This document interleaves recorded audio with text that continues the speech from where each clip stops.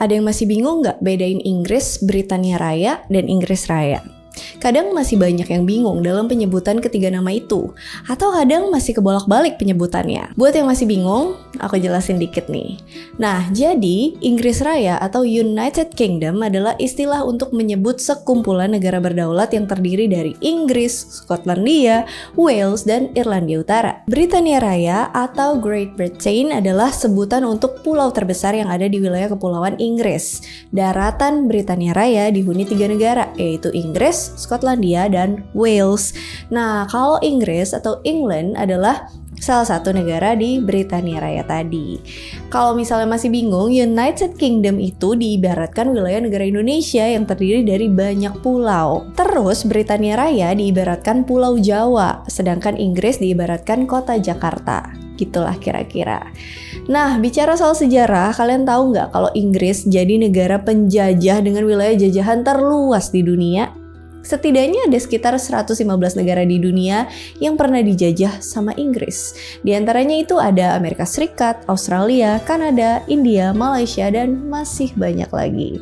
Karena wilayah jajahan Inggris ini tuh luas banget, makanya nggak heran kalau bahasa Inggris menjadi lingua franca alias bahasa persatuan yang dipakai banyak orang di dunia. Dan menurut salah satu survei tahun 2022, bahasa Inggris adalah bahasa yang paling banyak digunakan di dunia. Kemudian disusul dengan bahasa Mandarin. Dan gak cuma bahasa, kultur atau budaya Inggris juga nyebar ke seluruh dunia. Kalau zaman dulu ada band The Beatles yang terkenal banget, terus ada Queen, Oasis, Elton John, pokoknya banyak banget musisi terkenal dari Inggris macam Adele, Harry Styles kalau sekarang ya. Nah, itu musisi. Kalau yang cowok-cowok pasti udah gak asing sama Premier League-nya Inggris. Liga Premier Inggris ini menjadi liga sepak bola terbesar dan terbaik di dunia. Banyak juga tokoh-tokoh terkenal dari Inggris kayak Stephen Hawking, Charles Darwin, Isaac Newton, William Shakespeare, dan lain-lain. Pokoknya banyak banget hal-hal tentang Inggris yang sangat berpengaruh di sejarah dunia. Dan kayaknya gak afdol kalau kita tahu hal-hal yang tadi tapi gak tahu gimana sejarah kerajaan Inggris ini berdiri. Nah, di video kali ini bakal dibahas secara singkat sejarah berdirinya kerajaan Inggris.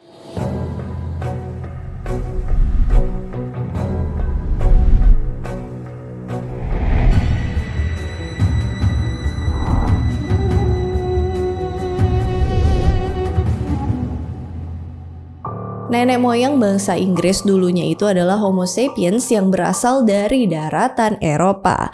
Awalnya wilayah Britania itu nyambung ke daratan Eropa ketika permukaan laut masih rendah. Nah, orang-orang Eropa saat itu kemudian bermigrasi ke daratan Inggris sejak 10.000 tahun yang lalu. Mereka kemudian menetap di daerah itu dan jadi suku asli di sana. Dipercaya manusia-manusia awal inilah yang kemudian membangun Stonehenge. Nah, udah pernah aku bahas tuh, langsung aja cek video aku yang Stonehenge. Kemudian ada lagi nih suku bangsa baru yang bermigrasi ke daratan Inggris sekitar tahun 1500 sampai 500 sebelum Masehi. Mereka adalah kaum Celtic. Mereka kemudian berbaur dengan pendatang sebelumnya alias suku asli di sana dan membuat kebudayaan baru. Ini bisa disebut sebagai zaman perunggu. Nah, kemudian sekitar tahun 55 sebelum Masehi, bangsa Romawi datang ke Britania di bawah pimpinan Kaisar Claudius. Kedatangan orang-orang Romawi ke daratan Inggris bisa dibilang tuh membawa banyak pengaruh yang signifikan. Mereka membawa agama Kristen, sistem pemerintahan, dan mendirikan beberapa kota yang masih ada sampai sekarang. Misalnya, London, Manchester, Leicester, Lancaster itu awalnya didirikan sama orang-orang Romawi. Mereka berkuasa di daratan Inggris tuh cukup lama banget, sekitar 400 tahun lebih. Nah, memasuki abad ke-5 Masehi, Kekaisaran Romawi itu lagi kacau-kacaunya. Ada banyak pemberontakan dan wilayah mereka tuh satu persatu melepaskan diri. Orang-orang Romawi yang ada di Inggris kemudian dipanggil untuk pulang kampung ke Roma dan ninggalin daratan Inggris. Kepergian orang-orang Romawi menyisakan beberapa orang suku asli campuran Britons, Romawi, dan Celtic yang bermukim di tanah Britania. Karena orang Romawi udah gak ada, terjadi kekosongan kekuasaan dan akhirnya suku-suku kecil di daratan itu mulai perang satu sama lain. Belum lagi ditambah orang-orang barbar yang terus-terusan nyerang penduduk asli Britania tersebut.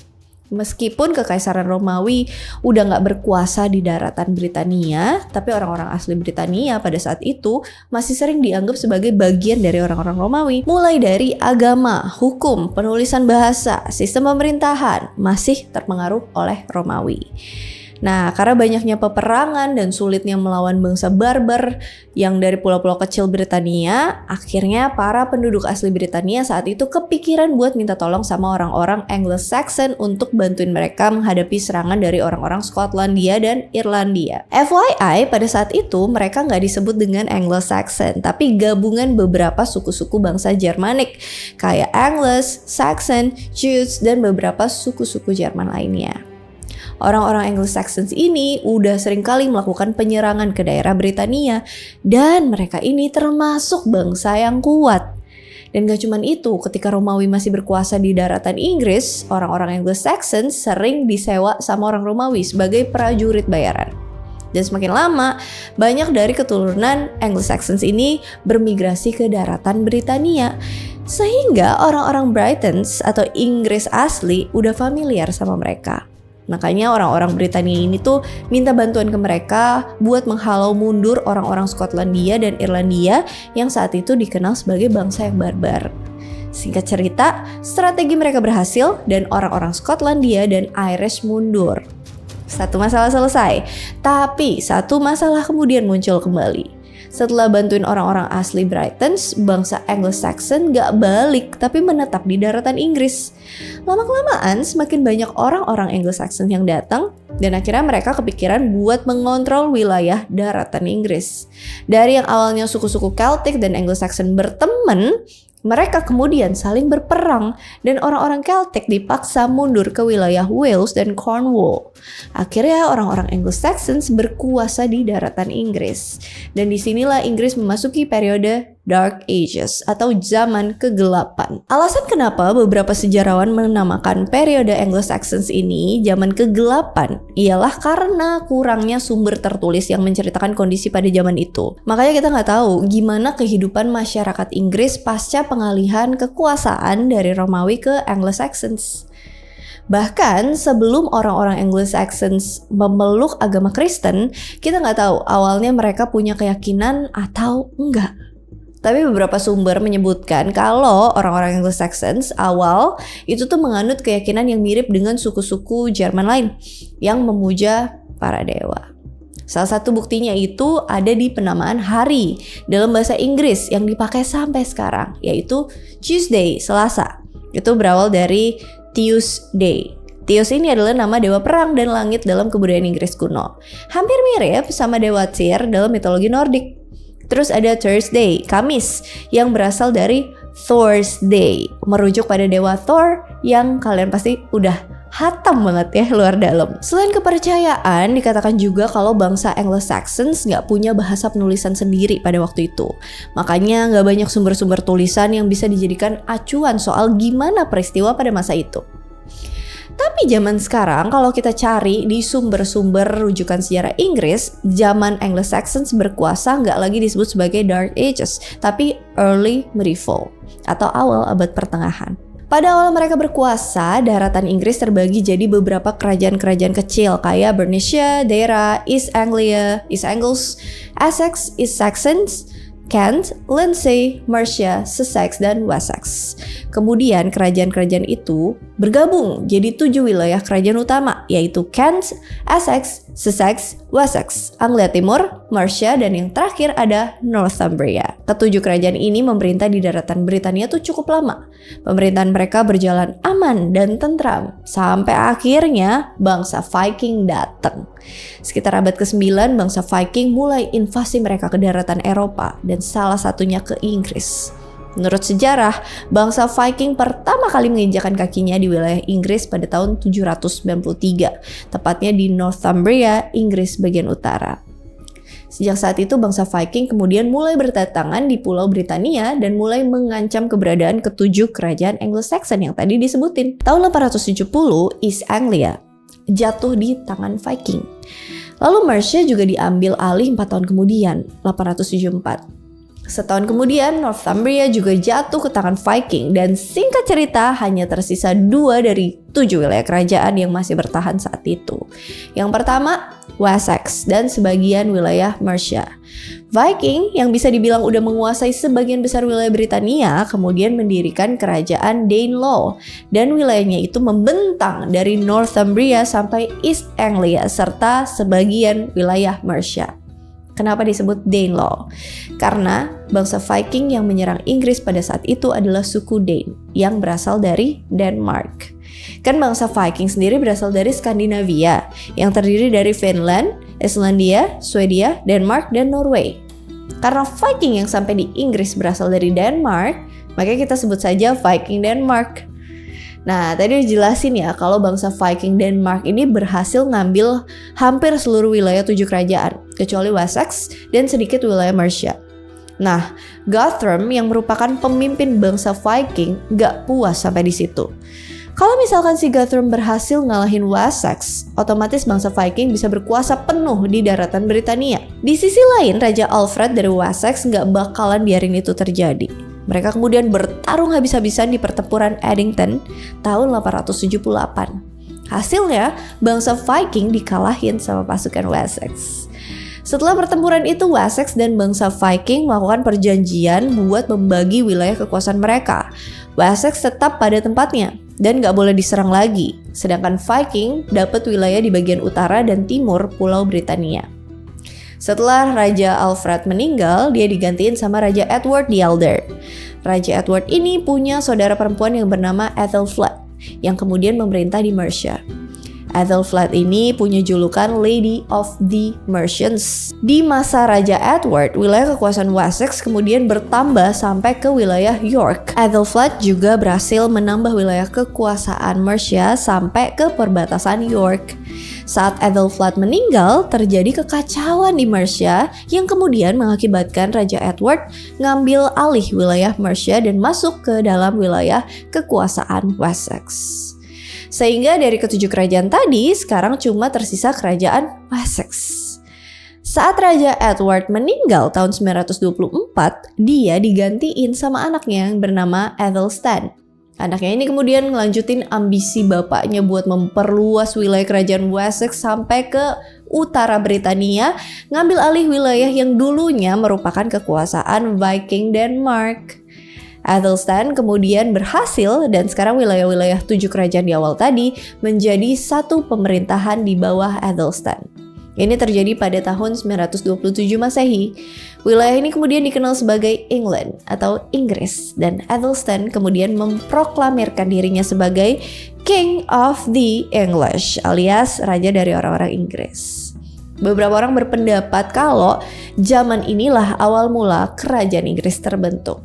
Pada saat yang sama, ternyata suku-suku di wilayah utara Pulau Britania udah membentuk kerajaan yang dikenal sebagai Kerajaan Alba atau dikenal juga sebagai Kerajaan Skotlandia. Tahun 937 Masehi, Athelstan berencana memperluas daerah kekuasaannya ke Skotlandia.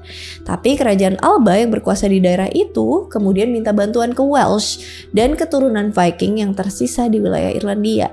3 kekuatan itu kemudian menginvasi daratan England dan bertarung dengan pasukan Athelstan di dalam pertempuran Brunanburh tahun 937. Hasilnya ya, Athelstan menang. Di bawah pemerintahan Athelstan, dia memperkenalkan kode-kode hukum kerajaan, mengenalkan mata uang, dan membentuk aliansi dengan berbagai penguasa di Eropa Barat. Saat Athelstan meninggal tahun 939, wilayah Inggris diserang lagi oleh bangsa Viking Denmark yang dipimpin Olaf Guthfrithson. Dalam serangan ini, bangsa Viking Denmark berhasil ngambil alih yang dulunya wilayah Northumbria. Dan saat Olaf meninggal tahun 941, pengganti Raja Athelstan yaitu Raja Edmund I berhasil memukul mundur pasukan Viking dari tanah England dan akhirnya menyatukan kembali wilayah Inggris dan juga bekerja sama dengan kerajaan Skotlandia di utara. Saat Raja Edmund I dibunuh tahun 946, dia digantikan oleh saudara laki-lakinya, Edred, tahun 946 sampai 955. Setahun setelah kematian Edmund I, Eric Bloodaxe dari Norwegia datang dan mencoba menginvasi kerajaan Inggris. Eric Bloodaxe berhasil mengambil alih sebagian wilayah Northumbria. Edred dan Eric kemudian saling berperang dan memperebutkan kekuasaan di daerah itu. Tapi pada akhirnya Edred mampu menyatukan kembali wilayah Inggris sebelum kematiannya tahun 955. Sepeninggal Edred, kerajaan Inggris ada sedikit konflik nih soal siapa yang seharusnya jadi pengganti Edred. Dan pada akhirnya kepemimpinan jatuh kepada Edgar yang punya julukan Edgar yang damai atau disebut juga The Peaceable. Kenapa dia bisa punya julukan kayak gitu? Karena selama 2 dekade dia berkuasa, kerajaan Inggris sudah damai-damai aja, tentram gitu. Dia juga mereformasi banyak peraturan kenegaraan, mengakomodasi berbagai macam kepentingan orang-orang yang ada di wilayah Inggris, dan masih banyak lagi. Dan inilah yang kemudian menjadi pondasi yang kuat yang mampu menjadikan kerajaan Inggris di masa depan sebagai kerajaan terkuat pada masa kolonial. Dan itulah sejarah singkat berdirinya kerajaan Inggris. Sebenarnya sejarah Inggris tuh masih panjang banget. Misalnya pada periode Tudor, Inggris ngalamin reformasi agama besar-besaran, perluasan wilayah kolonial, dan bangkitnya sastra dan seni Renaissance. Terus pada masa Stuarts tahun 1603 sampai 1714 di mana terjadi pergeseran kekuasaan di Inggris dari monarki ke parlemen. Juga meningkatnya ilmu sains dan arsitektur. Pokoknya tiap zaman itu tuh kayaknya perlu video khususnya masing-masing. Kalau kalian setuju, komen, nanti aku bikinin video khususnya, video spesialnya satu per satu. Oke, kalau misalnya ada yang mau ditambahin, ada yang mau di-request, ada yang mau ada yang mau dikoreksi, please do comment down below. As always, mau ngomong apa? Oke, kalau gitu, thank you so much for watching. I hope you guys like it, and I'll see you again on my next video. Bye-bye. Nenek moyang bangsa Inggris dulunya itu adalah Homo sapiens yang berasal dari mulai dari agama, hukum, penulisan, bahasa. Salah. Tahun 800 yang dipimpin Olaf Godfersen. Eric Bloodaxe mengakomodasi apa aja.